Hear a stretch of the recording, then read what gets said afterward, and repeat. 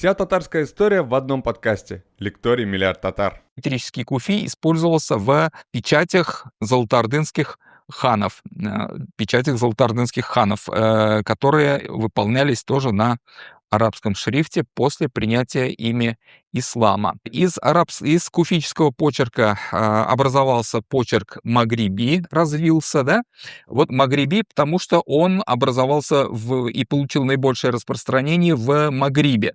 Магриб — это Северная Африка до Египта, вплоть до Египта, включая Ливию, да, и также, кроме Магриба, Северной Африки, этот почерк был распространен в Андалусе, то есть в мусульманской Испании. Вот справа вы видите листок из трактата по арабской грамматике «Аль-Китаб» X века. Его фрагмент этого трактата на пергамене он написан, то есть на телячьей коже, относится к X веку, переписан как раз в Северной Африке почерком магриби. Хранится он в Государственном архиве Республики Татарстан, его фрагмент. И слева это уже современный каллиграф изобразил. Вот магриби, он вот такой вот шрифт, такой вот почерк, похож на куфи. Значит, в X веке в Багдадском халифате аббасидском были изобретены 6 классических арабских почерков. Классическими они были признаны позже, конечно. И сейчас они известны как акляма ситте, то есть 6 каламов. Калам — это не только инструмент для письма, но в данном случае и стиль письма обозначает. Значит, мухаккак, райхан, сульс, насх, рикка и тауки. Значит, изобретение этих почерков приписывается Ибн Мукле, это его псевдоним, полное имя у него длинное. Это был чиновник персидского происхождения, который занимал высокие посты при халифах и трижды становился премьер-министром. И вот прославился он тем, что он как раз заложил основы вот этих 6 почерков. Вот от этих 6 почерков происходят известные ныне распространенные почерки в исламском мире. И вот 2 последующих, каллиграфа, они являлись продолжателями Ибн Муклы и усовершенствовали еще более эти 6 почерков. Вот образцы этих почерков. Значит, мухаккак от арабского правильный, от слова корень тот же, что слово хак, да? Хакикат. Это стиль, обладающий наибольшей строгостью. Он больше всего близок к куфи вот из этих 6 почерков, и считается, что остальные 5 классических почерков произошли от этого почерка. Далее, почерк райхан. Люди пишут, что очень изысканный почерк, и райхан — это базилик. Сравнивали, почему он получил такое название, потому что его сравнивали с ароматом цветущего базилика. Он более изящен, более витиеват, чем мухаккак, что и получило отражение в его названии. Сульс, переводится, еще 3-й почерк переводится как 1/3, то есть треть по высоте, и 2/3 — это треть прямые линии, 2/3 вот эти изогнутые части букв. Это очень парадный, очень гибкий, изящный почерк. Часто он использовался наряду с куфическим, использовался в архитектурных надписях. Вот здесь вы видите надпись на голубой мечети в Стамбуле, выполненную на голубом фоне, да, выполненная почерком сульс как раз. Из почерка сульс развился почерк насх. Он характеризуется более простыми, более строгими линиями. Он очень читаемый, благодаря чему он постепенно сильно потеснил другие почерки. И например, сейчас в Коране, в том числе в Казан басмасы, и во многих, обычных текстах обычные тексты как раз основываются на насхе. Это один из старейших образцов почерка насх мы видим. Далее почерк тауки. Тауки — это подписание. Тауки еще называют царскую грамоту. это скорописный почерк, который тоже развился из Сульса, и применялся он в канцелярской работе. Им, в частности, составлялись государственные бумаги.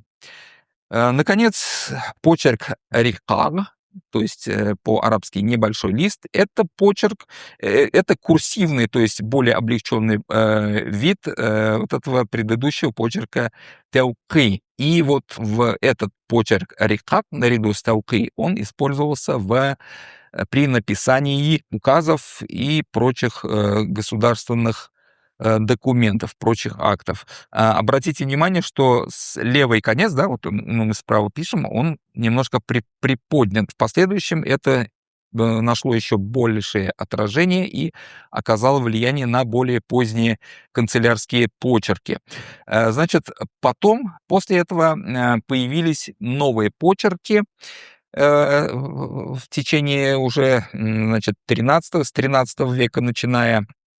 Вот, например, значительная часть из них связана с представителями иранской культуры. Значит, вообще должен сказать, что иранцы, то есть как бы вот белая зависть, они прекрасные стилисты и очень большой вклад внесли в том числе вот в мусульманское изобразительное искусство. Это касается не только миниатюры, но и почерков. Вот тарлих, он слева который, он так и называется, его другое название фарси язуа, да, персидский почерк.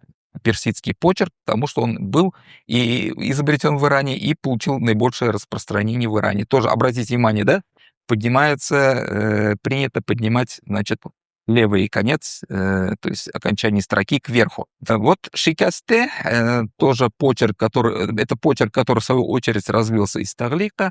Он более, значит, быстрый, более скорописный, но менее читаемый, хотя по-своему тоже изящнее. Ну, здесь вот среди татар, хочу сказать, вот в нашем регионе, по крайней мере, в нашем регионе, в Золотой Орде, в нашем регионе, шикасте не получил широкого распространения, а вот это написано современным одним, значит, каллиграфом, самоучкой из Нижегородской области, наш татарский каллиграф.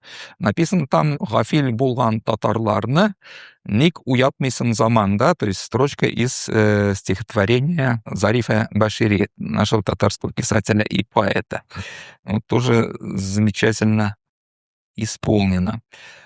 Нестаглик, слева который, это наряду с тагликом, это даже более распространенный почерк сейчас в Иране, и не только в Иране, но и в Пакистане. А до того, как перешли на латиницу и кириллицу, это в Центральной Азии тоже этим почерком широко пользовались, вот почерком настаглик. Настаглик состоит из двух слов насх и таглик, то есть это смешение вот этих вот двух стилей. И справа мы видим образец почерка дивани. Значит, дивани почерк, он был усовершенствован в Турции, там же в Османской империи, там же появилось 3 основные разновидности этого дивани. Вот это вот обычный дивани мы видим внизу, да. Это письмо у нас, на самом деле, Ататюрка Михаилу Ивановичу Калинину, председателю Центрального исполнительного комитета СССР. 27-й год, то есть за год до того, как Турция перешла на латиницу. Смотрите, как стильно все было исполнено. Сейчас это, конечно, это все от руки написано. Сейчас это все утрачено во многом. Ну и, значит, вот почерк дивани. В чем его особенность? Дивани — это значит связанный с диваном. Диван — это государственная канцелярия или правительство, да? Это канцелярский почерк в Османской империи в классический период до XVIII века был, до XIX даже века был распространен.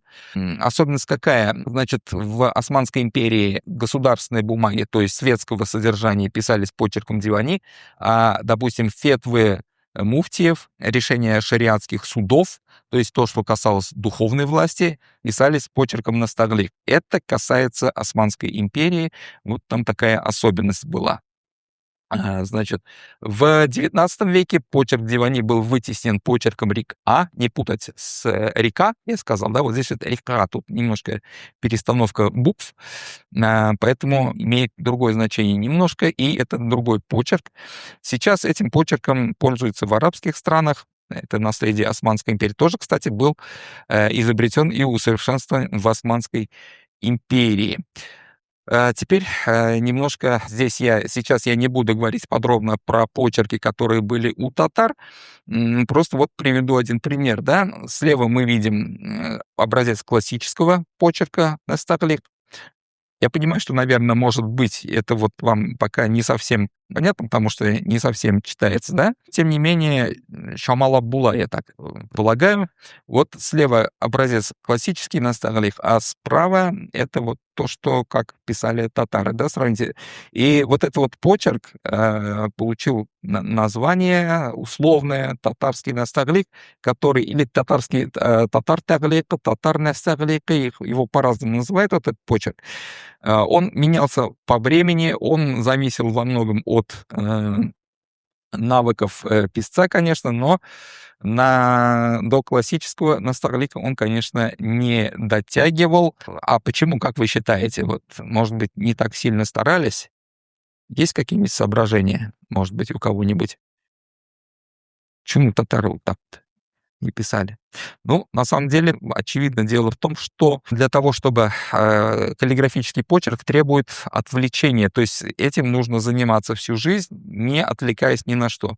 А тогда, когда ты, значит, живешь где-нибудь на селе, и у тебя жизнь разрывается между тем, чтобы нар, и с одной стороны куда-то надо прятаться, с другой стороны борьба за урожай, сельские заботы, да, тут не до совершенствования почерков, поэтому, очевидно, не дотягивали. Хотя изредка встречаются очень изумительные, то есть я не хочу как бы тут принизить, значит, наших предков, да, встречаются поистине изумительные почерки. Но здесь хочу сказать, привести такой один, что ли, смешной, немножко, может, печальный случай. Вот в центре, видите, вот этот вот листочек, да, это начало поэмы того персидского автора. Похоже, ну, написано простым языком, похоже на Панднаме, то есть книга наставления Фарид-ад-Дина Аттара, довольно распространенный среди татар текст на персидском языке. Вообще татары на персидском языке было несколько этих самых расхожих произведений, которые, ну, широко на персидском языке именно переписывались и читались. И вот, но это не Панднаме, это по тексту текстуально не совпадает, это что-то другое. И мы написали, значит, обратились с просьбой в Генконсульство Ирана с тем, чтобы они как бы вот связались со своими специалистами и посоветовали, ну, как бы, что это такое, помогли атрибутировать эту рукопись. Ну, вот такой... Я сперва написал просто вот прочел, потому что прочесть можно, написал, но они попросили оригинал. А иранцы, они такие эстеты, что вот прямо они почерк, чистописание у них вот, ну, в крови, там, выше этот самый, да, в общем, как я и предполагал, очевидно, был некоторый, ну, что ли, шок, может быть, сказать будет это самое, ну, вот такие вот, скажем, каракули. Ну, в общем, ответа мы, к сожалению, пока вот не дождались, может быть, когда-нибудь получим. Ну, это вот такое отвлечение. На сегодня пока все.